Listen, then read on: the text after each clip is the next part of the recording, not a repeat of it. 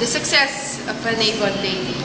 Magandang hapon po. Nandito po tayo para interviewin ang isang successful Avon lady. Ano po ang pangalan ninyo, Nay? Hindi ako, Nan. Matanong ko lang po, ilang taon na po kayo naging Avon lady sa buong buhay nyo? 59 years na ako dito sa aking trabaho na ito. Ilang taon po kayo na naging Avon lady kayo? When I was in 3 years old. 3 years old? Yes! Ano naman po ang mga naging hirap nyo sa pagiging Avon lady? Napakahirap. Pagkat napakahirap maglaro ng Avon products sa bahay-bahay. Ngunit napagtagumpayan ko ito. Ano po ang mga tagumpay na natamasa nyo sa pagiging Avon lady? Marami.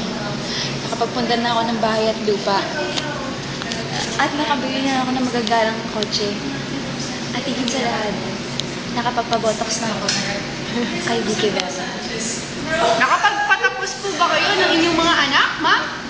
Pagpatapos ko ang aking mga anak, gaya ni Renwa, ni Romeo, ni Jerome, ni Ikar, ni Mika, at ni Ikar, Ate girl. at Ate Girlie. Napag-aral nyo rin po, pati katulong ninyo? Hamo! Wow! Napaka-unbelievable story po. Pati katulong na pag-aral niya. Ito po si Marvy Antalagit, nagre-report mula sa Avon, Philippines.